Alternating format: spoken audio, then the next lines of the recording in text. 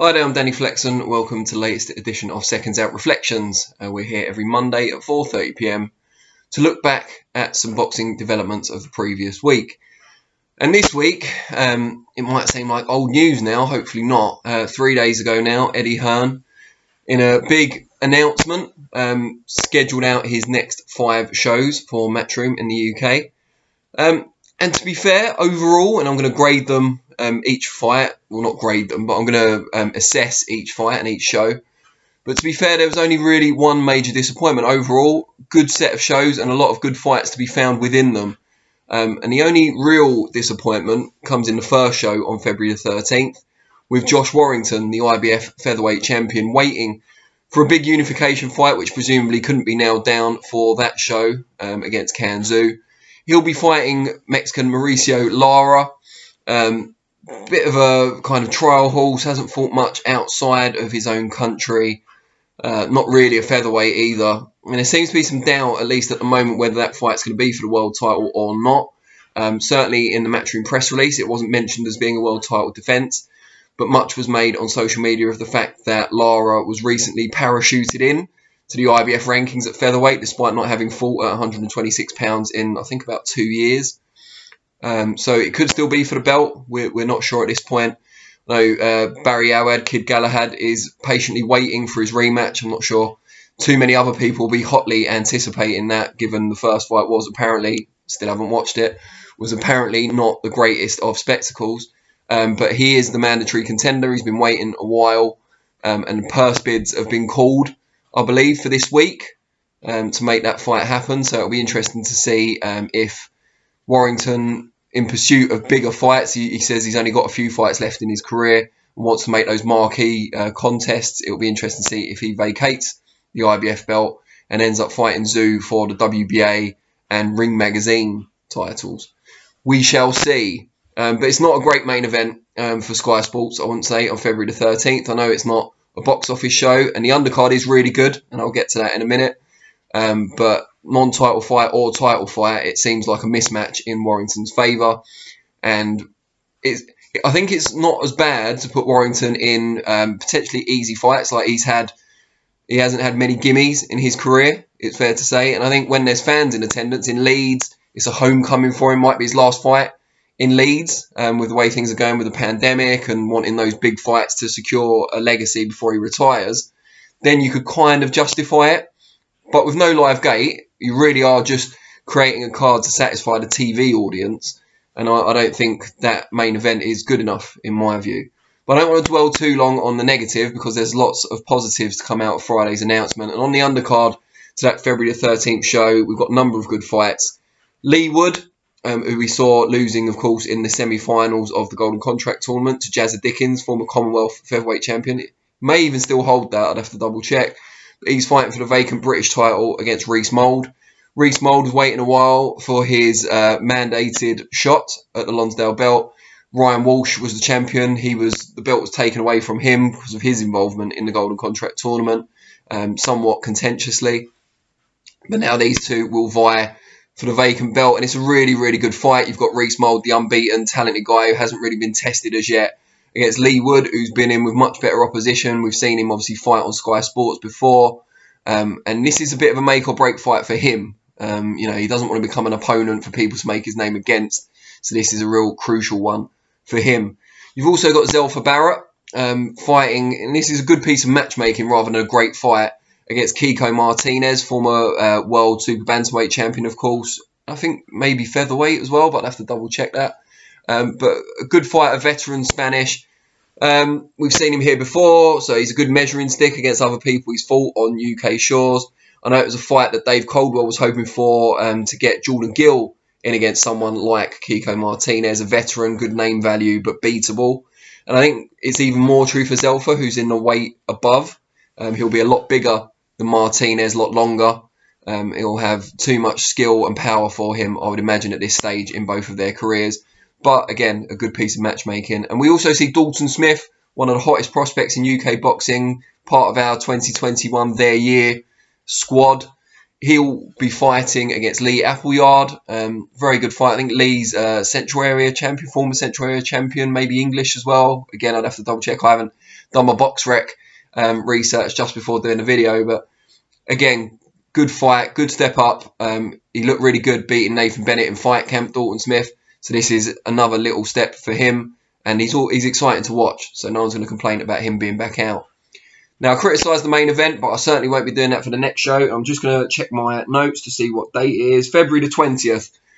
We finally, hopefully, I don't want to put a jinx on it, but should finally see Josh Kelly challenge David Avanesyan for the European welterweight title. Big clash for Josh Kelly. He's obviously had that draw with Ray Robinson, but hasn't lost yet.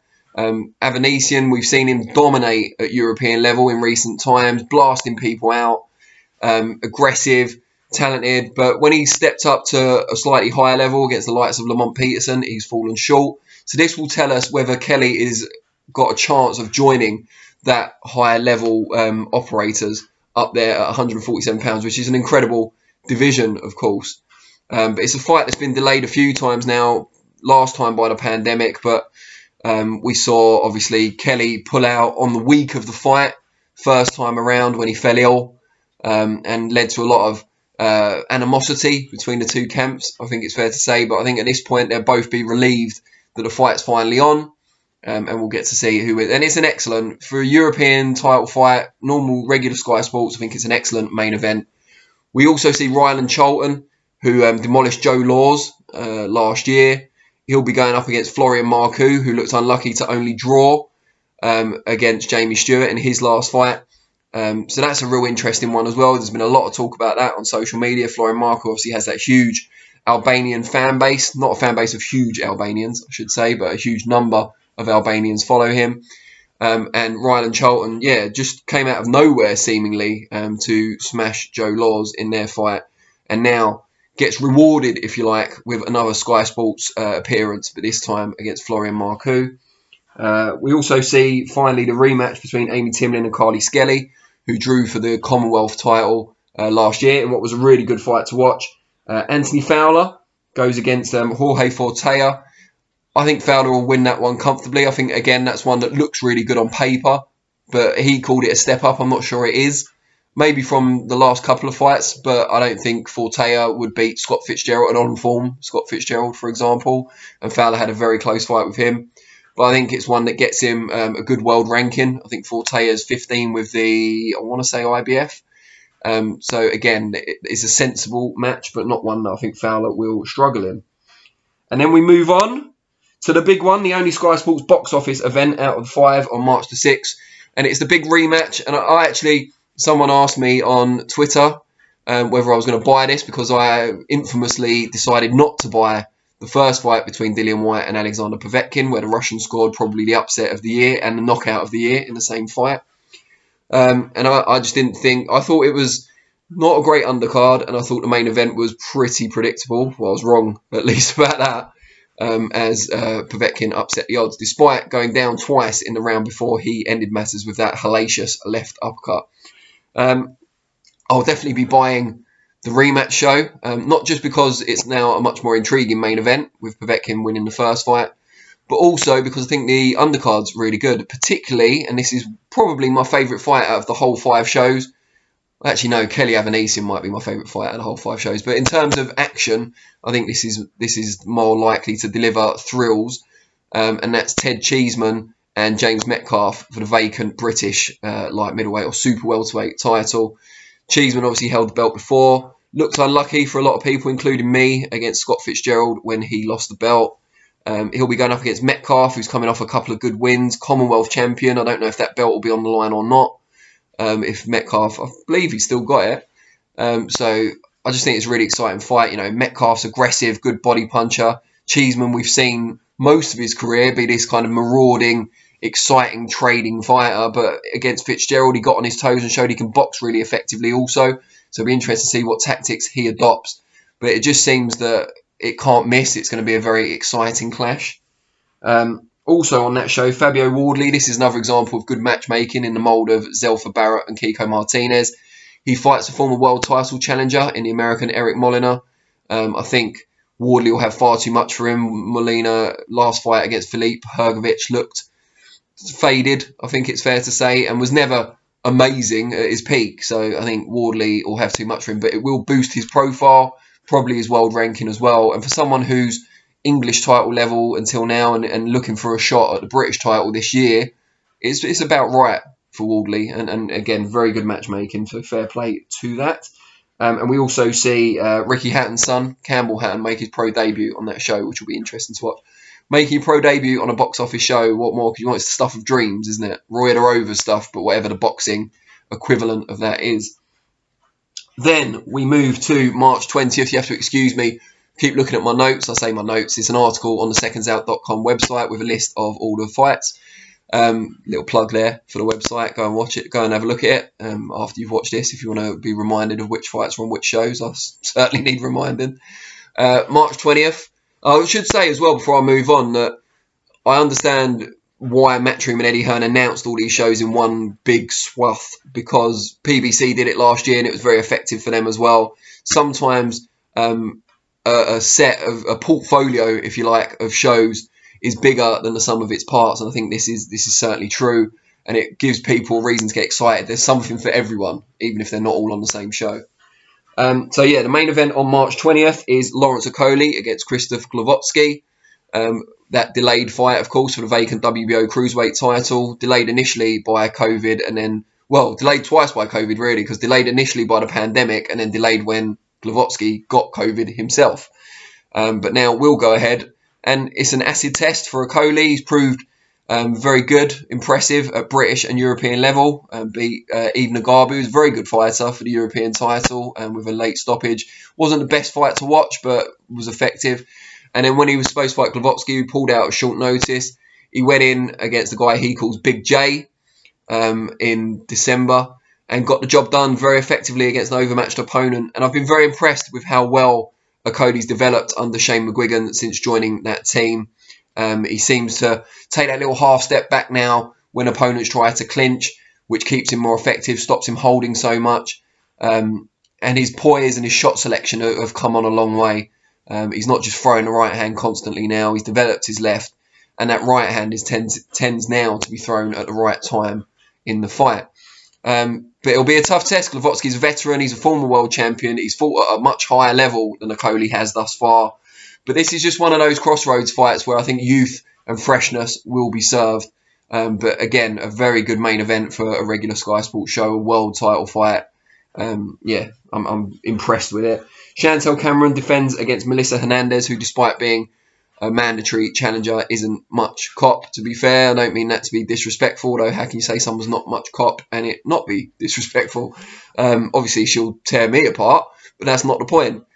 She'll be well overmatched, I think, against Cameron, who should be looking for a stoppage in that one. Dayon Juma, Chris Billam-Smith, vacant British cruiserweight title. Billam-Smith already holds the Commonwealth belt. Excellent fight. Just excellent. Was delayed when Juma underwent eye surgery. He's all healed up now, I believe. Very talented fighter. Hasn't always got the coverage or the profile that his talents deserve. Good amateur as well. Trained by Gary Logan, who's a good friend of the channel, good friend of mine. Chris Billam-Smith, another good friend of the channel. We've had him on loads of times. He's part of that Shane McGuigan camp that I just mentioned. He's obviously sparred loads and loads of rounds now with Lawrence Okolie, which would have brought both men on. Previously sparred lots of rounds when he was still fighting George Groves. So just an excellent fight. You know, Billam-Smith, good technician, great power, patient. Dayon Juma produces a good work rate. Again, powerful as well, strong, physically strong. Hard to pick 50-50 fight for the British title. Very much like Cheeseman against Metcalf. Excellent fight. I don't want to say trade fight because it demeans it. I just think it's an excellent fight, and even if you're a casual fan, tune in. You will not be disappointed. And we see Solomon Dakers, again, another friend of the channel. They're all friends of the channel, really, aren't they? My good friend, Solomon Dakers, will be making his pro debut on the show. And Ramla Ali will be back on for the second time as a professional as well. And then the last of the 5 shows, April the 10th. Excellent example of matchmaking once again as Conor Benn fights Samuel Vargas, who we've seen on UK shows before, gave Amir Khan a tough fight, dropped him early on, only to lose later.